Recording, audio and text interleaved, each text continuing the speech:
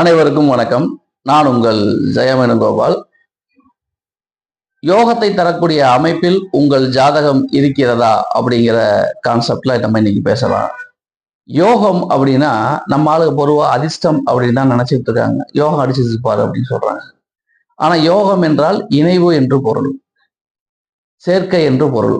இப்போ ஒரு ஜாதகத்துல அதிர்ஷ்டத்தை தரக்கூடிய அமைப்புகள் இருக்கா? அப்போ ஒரு ஜாதகத்தை பார்த்த மாத்திரத்திலேயே இந்த ஜாதகம் அதிர்ஷ்டமான ஜாதகமா அப்படின்னு எப்படி கண்டுபிடிக்கிறது அப்படிங்கிறதுக்கு சிம்பிளான விஷயங்கள் இருக்கு. அது என்னங்கிறத நம்ம இந்த பதிவுல பார்க்கலாம். அப்போ ஒரு ஜாதகத்தை எடுத்துக்கிறீங்க. அதுல உங்களுக்கு தெரியும் சரராசிகள், ஸ்திர ராசிகள், உபயராசிகள் இப்படி இருக்கு. 4 சரம், 4 ஸ்திரம், 4 உபயம், இந்த மாதிரி 12 ராசிகள் ஒரு ராசி கட்டத்துல இருக்கு.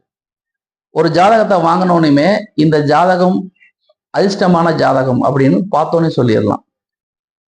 அதுக்கு என்ன ரூல் அப்படின்னா, ஃபர்ஸ்ட் பார்த்தோனையுமே ஒரு ஜாதகத்துல ஸ்திர ராசிகளில் 4 ஸ்திர ராசி இருக்கு இல்லையா, அந்த 4 ஸ்திர ராசிகளிலுமே கிரகங்கள் இருந்தால் அந்த ஜாதகம் அதிர்ஷ்டமான ஜாதகம். கண்டிப்பா அதிர்ஷ்ட வாய்ப்புகள் நிச்சயமா அவருக்கு வந்தே தீரும் அப்படிங்கிறதுல மாற்று கருத்தே கிடையாது. ஸ்திர ராசிகளில் 4 ஸ்திர ராசிகளிலுமே கிரகங்கள் இருக்க வேண்டும். அப்படி இருந்தால் அந்த ஜாதகம் அதிர்ஷ்டமான ஜாதகம் அப்படின்னு முடிவு பண்ணலாம். இது முதல் தரமான அதிர்ஷ்டத்தை கொடுக்கக்கூடியது.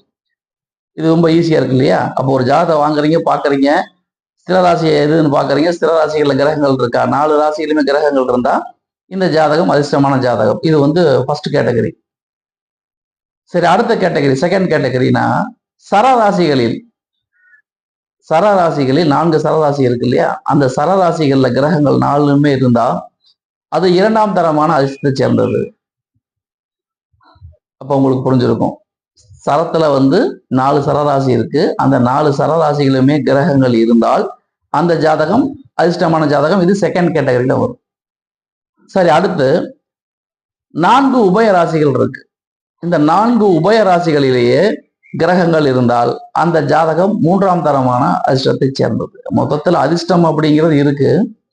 அதுல முதல் தரமான அதிர்ஷ்டம், 2ஆம் தரமான அதிர்ஷ்டம், 3ஆம் தரமான அதிர்ஷ்டம் எப்படி பிரிக்கிறோம்னா பலன்கள் அதிகமா கிடைக்க வச்சு பிரிக்கிறோம்.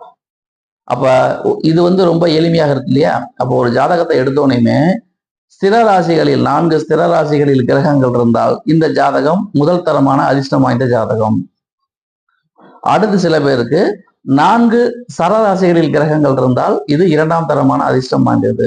அடுத்து 3வது கேட்டகரி, 4 உபயராசிகளிலுமே கிரகங்கள் இருந்தால் அந்த ஜாதகம் 3ஆம் தரமான அதிர்ஷ்டத்தை உடையது. அப்ப அதிர்ஷ்டம் தான், கிடைக்க வேண்டிய அளவுகள் முன்ன பின்ன கிடைக்கிறதுனால ஃபர்ஸ்ட் செகண்ட் தேர்டுன்னு பிரிச்சிருக்கோம்.